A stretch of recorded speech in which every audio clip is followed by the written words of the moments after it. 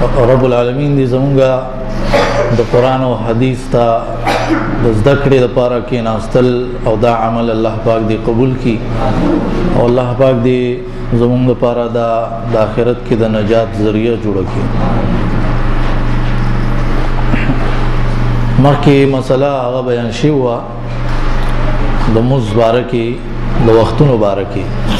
اوس به د اذان باره کې مسله انشاءالله بیانېږي. اعوذ بالله من الشیطان الرجیم بسم الله الرحمن الرحیم.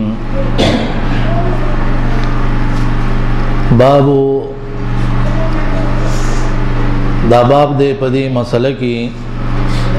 چې اخر د اذان ابتدا دا څنګه شوی و، دا بانګ چې ویل کېږي دا عمل څنګه شروع شو.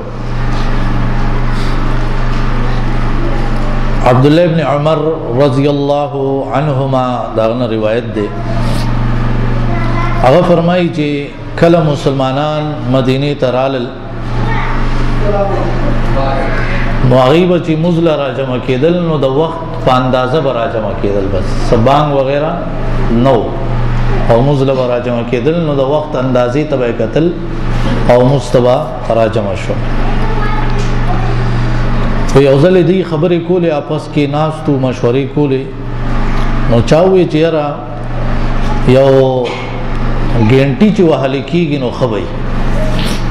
ګینټي د موس په ټیم کې هغه ته خلک را جمع کی نو دا خبر رد کړي شو چې دا خو د کریسچنانو کار دی، نصرانیانو عیسایانو داغي کار دی. نو چاوي چې یو ارن با وګو نو په کر باندې आवाज او نو نه دا خو يهوديانو دا کار دی. نو عمر رضی الله عنه دا خبر وکړه چې ولې تاسو یو کس مقرروي نه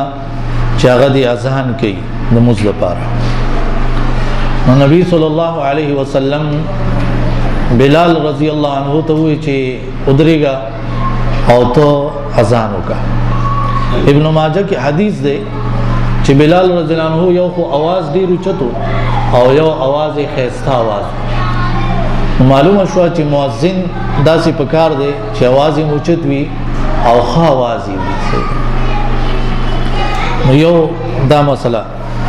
نور حدیثو کې بیا دغه صحابي د خوب واقعا هغه هم راغلي چې هغه خوب کې اذان ولید، اذان واورید او بیا نبی علی السلام ته چې ما داسې خوب لیدلې. نو د عمر رضی الله عنه دا خواهش داوم شو، هغه خوبم شو او د اذان طریقه د اذان سلسله په دې طریقه باندې هغه روانه شوله. الاذان مسنا، د اذان عام طور باندې دا کوم کلمات دي اشهد ان لا اله الا الله اشهد ان محمد رسول الله دا دو پیری ویل کی او کله ترجیع ول اذان پاغي کې بیا سلور پیری هغه ویل شي. خو عام طور هغه دا سیدا چې دو پیری دا ویل کی او په اذان کې بیا سنگل ویل کی یو ځل اشهد ان لا اله الا الله اشهد ان محمد رسول الله سنگل ویل کیږي. پاغي کې قد قامت الصلاه په اقامت کې دو پیری دا ویل کیږي. وجه دا ده اقامت مقصدی دا ده چې خلکو ته خبر وشي چې موږ درې ده. قد قامت الصلاه معنا څه ده؟ یقینا موږ درې ده. نو دا پکې دو ځله ویل کیږي. فضل التأذین، دا اذان یو عبادت ده، څومره ثواب به د دې او فضیلت به سي دا غي بارکه صح حدیث. دا ابو هريره رضی الله عنه نے روایت ده رسول الله صلی الله علیه وسلم فرمایلی دي کله چې اذان وشي د مزد پاره نو شیطان شاکی او روان شي او داسي وله ذرات منډي وهي او یعنی आवाज وکاږي حتی لا يسمع التأذين دا سلری لار شي تر دې چې د اذان आवाज شي دیغه نو حدیث کې دا سلفا چې دا شیطان رواني د بانګ نه تختی او आवाज وکاږي حتی لا يسمع التأذين فاذا قضي النداء اقبل اذانونه ختم شي بیا راشي حتی اذا صوب بالصلاه چې دا اقامت شروع شي بیا ورمنډه کی چې اقامت ختم شي بیا راشي تر دې چې نبی صلی الله علیه وسلم فرمایي حتی یخطر بین المرء ونفسه د دې مسګزار او د دې ځل کې وسوسه اچول شروع کی او سوی ورته اذکر کذا پلانې شی یاد کا اذکر کذا پلانې شی یاد کا نو هغه څیزونه ته یادې کوم چې د ته یاد نه حتی یظل الرجل تر دې چې انسان په هغه کیسو کې شي او لا یدری کم صلا دا پته ته ونه لګي چې ما سوره موضوع د خبره ته تاسو خیال وکړئ دیو دی باز خلک هغه دا وای وای څه شي پسې ګرځي نه ملاويږي ته مستودريګا نو ګوره کدا دې د وجویلو چې دا یو مصیبت دیتا ته یو سیز نه ملاويږي نو مصیبت کې الله ته توجه وکړه خود دې د وجې نه وي چې الله ته توجه وای مستودريګا شیطان وای تر آیات کیږي وای هغه کوم سيزونه چې د نهیر هغه به تر آیات شي رفع الصوت بالنداء ابو سعید خدری رضی الله عنه نا روایت دیو جنا تاسو تماغه دعاګانې خولې وي د جمعه ته د را داخلي دو په وخت کې او د بهر وته په وخت کې هغه کې اعوذ بالله یو قسم لا تعوذ اعوذ بالله هغه چاته یاد دی تاسو ته یاد دی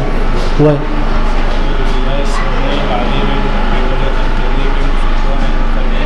اعوذ بالله العظیم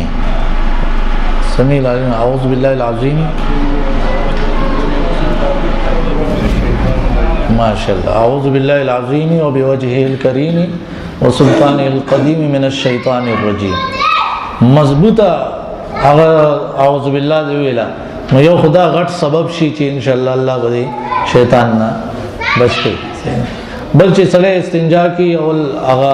اعوذ بالله من الخبث والخبائث اللهم اني اعوذ بك من الخبث والخبائث هغه ویل نو دا مختلف اسباب دي چې داغي په وجبانه انسان بعد اموس خسته شي سنا دی ویل هغه نه بعد اعوذ بالله السميع العليم من الشيطان الرجيم من همزه ونفخه ونفثه بیا بسم الله الرحمن الرحیم دا یو سبب دی نو دا کوم حدیث چې ما بیان کړ چې شیطان د طاقت سے یادې کوم چې تا ته یاد نه دا حدیث کوم صحابي روایت کړو عبد الله ابن عمر رضی الله عنهما خو هغه حدیث روایت کړو چې د اذان ابتدا څنګه شوی و دا ابو هريره رضی الله عنه روایت کړو چې تا ته موږ کې دا سيزونه روایت کی چې کوم تا ته یاد اوس د ابو سعید خدری رضی الله عنه روایت ده هغه فرمایي چې ما د رسول الله صلی الله علیه وسلم نوارد الفرمایلی انه لا يسمع مدى صوت المؤذن یقینا نوري आवाज د یو اذان کوونکی یو پیره او نه انسان او نه څه شی مگر گواہی به کوي د لپاره پرز د قیامت تاسو اورئ علماء دیو جنوی دي مثال ته یو بیابان کې یو ځنګل کې یو صحرا کې التا اذان ضرورت راځي اذان کې نو دا بنوي چې دلته کې خصوصاوري سینا او چا پیرې شي نشته دي بیا هم چې دي اوچت आवाज کې اذان کوا چې کوم ځای پورې مستا आवाज رسی نو کې انسانان نشته پیریان به اوري که پیریان نشته دي نورم سمرم سيزونه دي دا ټول بده دي اذان کوونکې د پاره د قیامت پر ورځ باندې گواہی ورکړي او سخت کې چې دي د دې مثال داسې دی یو مجرم دی اگر اگیر شو او پدې کې فاغه یعنی پولیس یا فوج وغیرہ پاغي کې څه کسان وي چې لکه دا خبره خدا دا خبره خکړوا یا دا عمل خکړه تاسو خیال د کې وساره شي کنه لکه نن دا مسله نو چې قیامت هغه سخت رس کې تعالی گوايان راپورته کېدل شروع شي یو وای چې دا خسړې او بل وای دا خسړې د به بانګ وي نو څومره فائدې خبره که څوک په پوه نه شوي الله دیو کی چیزوں پوښ او تاسو پوښ یو بل ته دعا کو نبی اسلام وی خو امامان هغه دي چې هغه خپل مقتدیان سره مینه کوي او دعا ولا غواړي او مقتدیان د خپل امام سره مینه کوي او دعا ولا غواړي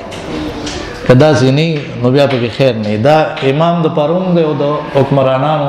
مشرانو د پروم چې ما يحقن بالاذان من الدماء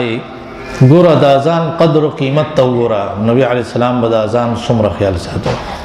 حدیث ده د انس رضی الله عنه نا نبی صلی الله علیه وسلم چې کله jihad لبته نو یمن به حمله نه کوله ترسو پوری چې سحر شی بنو لکه شپې ورسېدل نو حمله نه کوله سو پوری چې سحر شی بنو انتظار وکړو کچرته داغه کلی نه داغه علاقې نه د اذان आवाज براله چې اذان کیږي دلته حمله نه کوله وإن لم يسمع اذانا کچری اذان आवाज بنراته بیا به حمله کوله او اوس څومره بدقسمتي ده بدبختی ده چې اسلام نوم غستون کی هغه هغه کلی باندې چې اذان आवाज تی راځي هغه خلاصه کوي د کوم جمعات نه چې د اذان आवाज وچتی هم هغه جمعات کې دماغيږي هغه جمعات کې منځګزار هغه خلک وجني دا څومره زیاته څومره ظلم دی او اغار عليهم بل مسله ما يقول اذا سمع المنادي اذان خدا فضیلت ده چې ته اذان اوري تو وسکای استابدا کاروي اذا سمعتم النداء دا حدیث د ابو سعید خدری رضی الله عنه پر روایت سره ده کله وی چې تاسو اذان اوري فقولوا مثل ما يقول المؤذن مؤذن چې سوي هغه تم وایا مؤذن وی الله اکبر تم ځان سره الله اکبر هغه وی اشهد ان لا اله الا الله تم ځان سره ها دادا چې کله حي على الصلاه حي على الفلاح وی داغه په جواب کې به بیا تاسو وای لا حول ولا قوه الا بالله لا حول ولا قوه الا بالله د لا حول ولا قوه الا بالله معنا چاله ورزيزه لا سوچت کې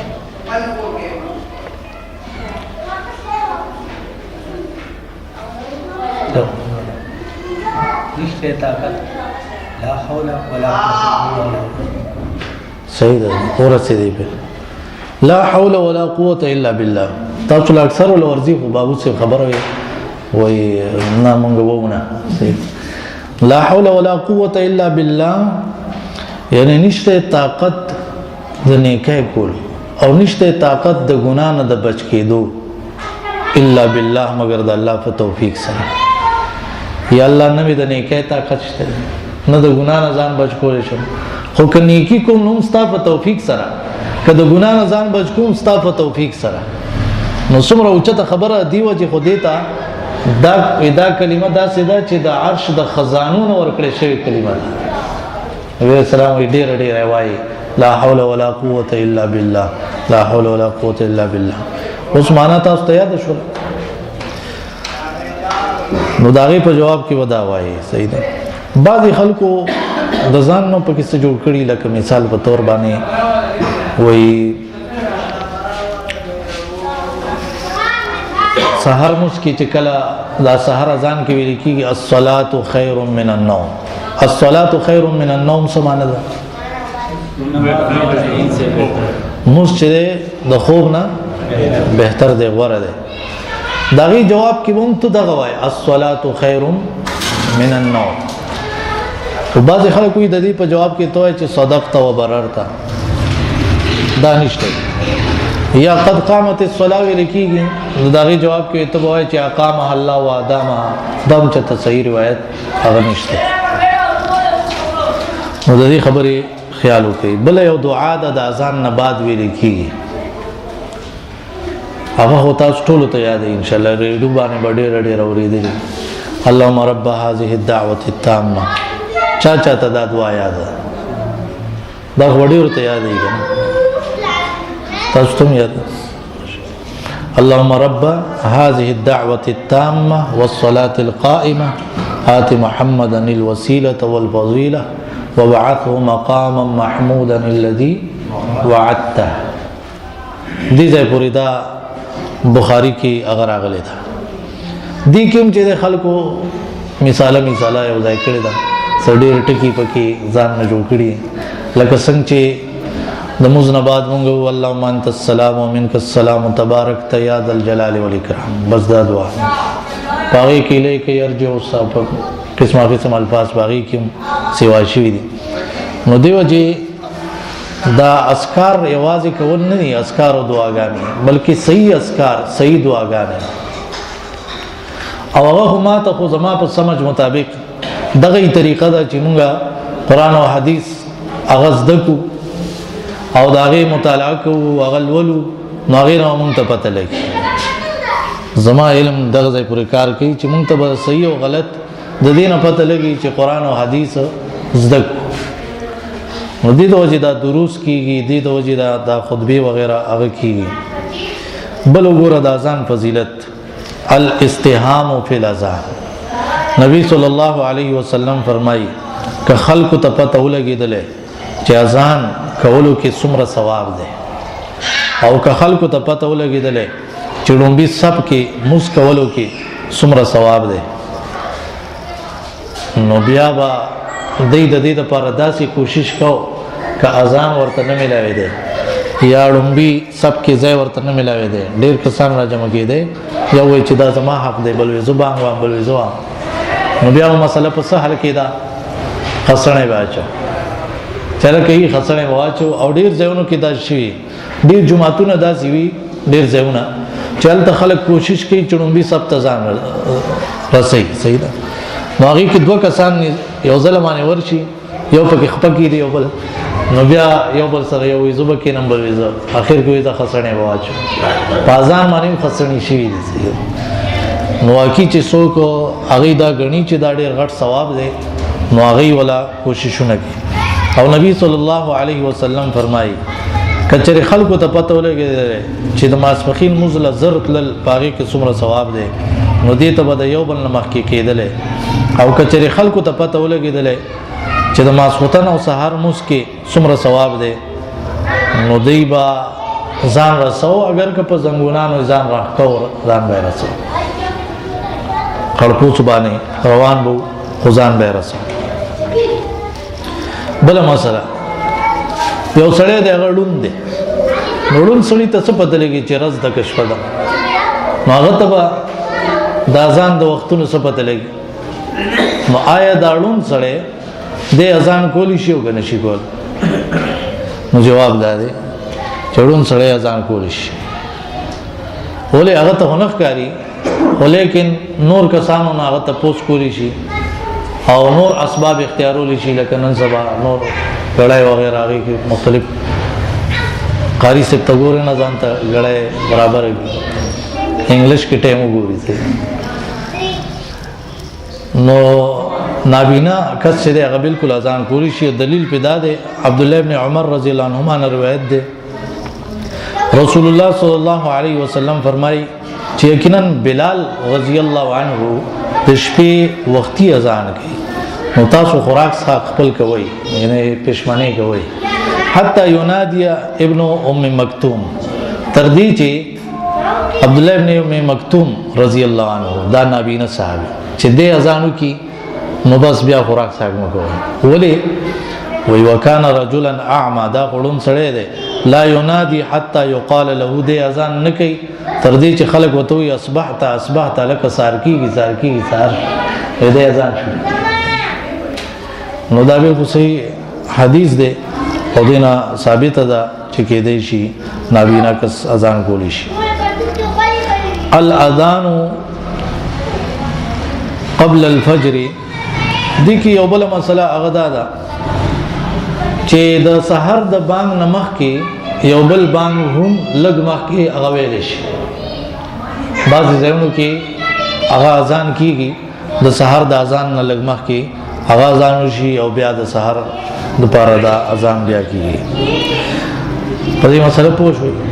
بین کل اذانین صلاه لمن شاء. بل مسله دا ده چې اذان او د اقامت میس کې دو رکعات نفل کول پکار دي.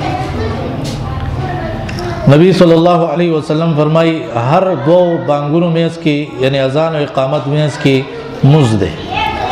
درې پیری دا خبره وکړه او بیا وی لمن شاء درې پیر کې دا وی د چا چې خوښ. مثال یو کس رااله تحیت المسجد کو کې ناست دی کې اوس اذان وشو سید ماسوتن یا بلته اذان وشو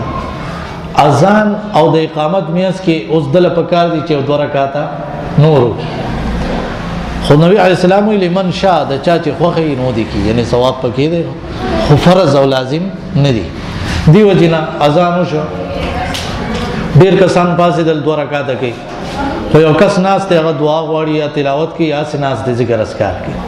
هغه ته بد نه ګوري چې را اذان او اقامت میاس کې دوه رکعاته کول پکار دی د نه کې الګ کول پکار دی خو هغه فرض نه دی. نو هر یو عمل درجه ته وګوري چې فرضي داغي مناسب رویه ساتل او چې مستحبي سنت داغي مناسب رویه هغه ساتل. من قال ليؤذن في السفر مؤذن واحد. مالک ابن حویرث رضی الله عنه نے روایت ده وایزو خپل خلق سره عالم نبی صلی الله علیه وسلم څخه او موږ شل شپې دلته کې نبی علی السلام سره تیر کړې مدینه کې. نبی اسلام ډیر رحم دلو او ډیر رفیق او مهربان. کله چې پوښ په موږ باندې چې اوس ډیر وخت تیر کړ او کورونو ته زړه شه چې کور ته واپس لاړ شي یعنی ټیک د علم لو د دین ذکر پر راغلی هوستل غواړي. نو نبی صلی الله علیه وسلم هغه ته وی ارجعوا لاړ شي خپل کورونو والا څخه وعلموهم فغیتهم د علم هغه وخایي وصلوا منزنا کوي فاذا حضرت الصلاه فليؤذن لكم احدكم. کله چې د موز وخو شي یو کس ته اذان وکي وليؤمكم اکبرکم تاسو کې چې کوم مشر کس وي هغه د امام جوړ شي. د امام جوړېدو لپاره مختلف اصول دي لکه قرآن او حدیث باندې خپوهي انسان د دین لپاره قرباني ډېری وي او دا غرانګي چې عمر هغه ډېر وي. نو د دې خبرو خیال ساتي کچرته کې یو طرف ته یو کس ته عمر ډېر دی بل طرف ته یو کس ته علم ډېر دی نو بیا به ترجیح چي دی هغه علم والا کس لور کړی کی هغه مخکې کی مزدفر. نو دینا علماء دا مسله معلومه کړله نبی علی السلام هغه ته وی چې تاسو موږ وښي رواني تاسو اذان کوي او بیا موږ کوي په لارم چې موږ هغه خپل کوي. نو په چې کله کور کلی کې نو د شپې د دوا اذان کول شي لکه د سحر د اذان نمخ کې یو اذان کول شي او چې سفر کې رواني بیا ودا سي نه کوي چې ته چې اسی موږ لوي اډل روان یو قافله ده راشه موږ د شپې د سحر د خلک چوته تهجد او اذان وي دا به موږ او بیا به سحر د اذان وکړي نه بیا به صرف سفر کې به خیال ساتي. سفر کې ډیر سہولیات الله پاک ورکړي دي نو هغه قبول پکار دي. ټیم لاشته دی صحیح ده برکت پکې نن ډیر د تاسو توجه ډیر کېږي. بل یو مسله چې تاسو پکې نور خوشاله شي. عبد الله ابن عمر رضی الله عنهما روایت ده نبی صلی الله علیه وسلم کله چې دا سخت یخنی او باران بو نو خاص کر سفر کې نو نبی علیہ السلام با مؤذن ته وی چې ته دا خبره پکې وکړه په اذان کې چې الله صلوا فی الرحال خپل ځایونو کې موضوع کې خپل خیمو وغیرہ کې موضوع کې بس راځي مہاراج مکی گئی. دا یو سہولت ته یو اسانتیا ده چې دین اسلام هغه ورکړی ده. بل مسله مثال اقامت وشي نو خلق بودريږي او مستبا سکونه برابرې خو لیکن یعنی مثال دلته قاری سے مستقل امام دی او هغه 15 وخت راځي مثال نو کاغه 15 وخت هغه مستقل راځي نو بیا لکه هغه وضو کوي بره ده وضو کوي او دې کې دلته کې اقامت شروع شي او داغه د پاره اقامت شو نو اقامت به پوره وشي او خلک ونه پاسي سو پوری چې هغه په دې سیړو باندې غلیدل نه ده چې هغه ولید چراله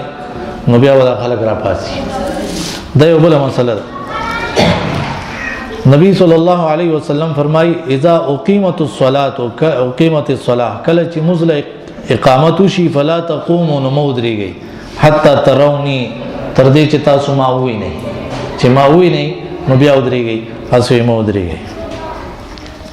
دینه دا خبرو معلومه شولا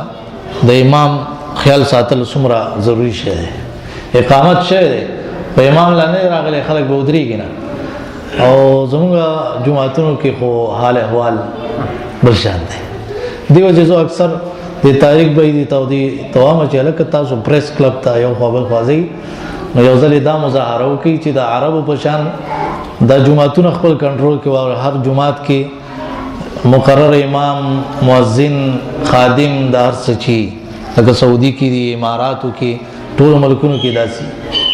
او دا طریقه هغه جوړ شي نو ډیر مسائل به حل شي ډیرو ځایونو کې خلکو د خپل مليان چې د هغه داسي غنلی چیرې موږ له غنم ورکو او جوار ول ورکو کال په کال او سرسایا ول ورکو نو بازي پکې داسي چې هغه سه ټوخیو کی کنه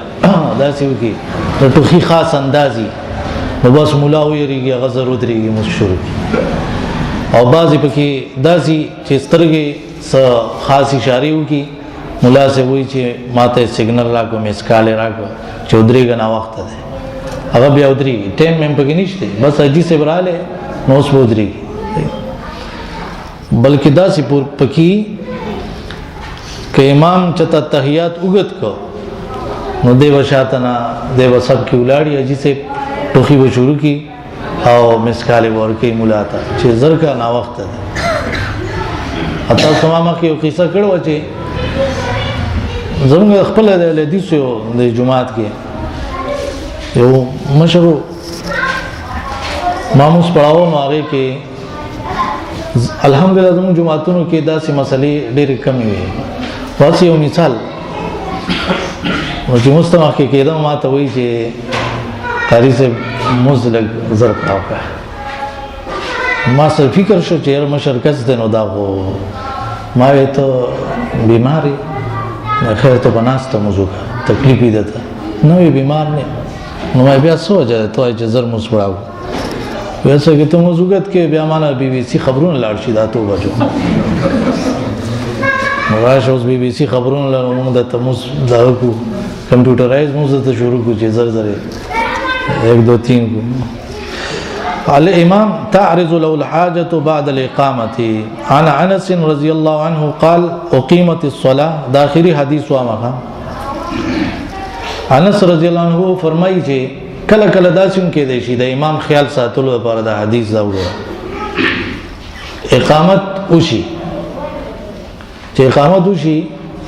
امام اجازه غلي گیا د ځان ته مایک وغیرہ برابرې یا چرته موبایل باندې او خلک وې استړي کو په ولاړ استړي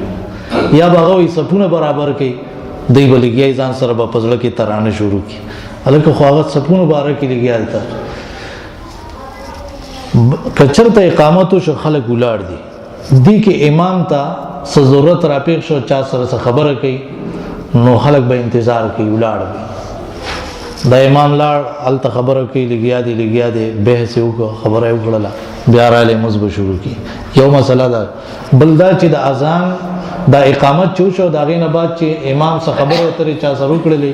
د سروم سو هغه اقامت باندې سفر غنه پریوزي حدیث دا څه ده انس رضی الله عنه فرمایي چې مزد پر اقامت وشو او نبی صلی الله علیه وسلم یناجی رجلا فی جانب المسجد یو کسره خبره اترې کولې پټه یو د جمعات په یو غاړه کې یو کناره کې یو ګټ کې نو دومره ټیم په تیر شو ما سوتن ټیم دی دومره سره ولاړ فما قام الى الصلاه حتى نام القوم وې مزي شورونو کو مستوند لري ته تر دې پوری چې خلکو له خوب ورلې ولیکن خیال مصادره کیږي دا مسلې دي نو ډیر زیات دا مقرر امام چی کنه د یو مختصر اخیری خبره تاسو ته دا وایم چې دومره اهمیت دی مقرر امام کچرته هغه پناست مسکی خلق دین پناست مسکی کچرته کې مقرر امام دی هغه مرتبه کې کم دی علم کې مرتبه کې کم دی یو ډیر غټ مرتبه والا کسر علی صحیح ده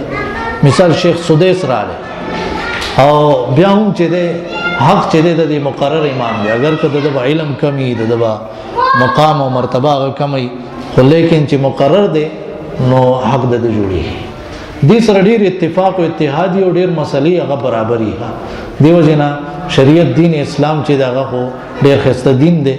او څه قسمه انتشار ته چې دغه موقع هغه نه پریږدي اقول قولي هذا استغفر الله لي ولكم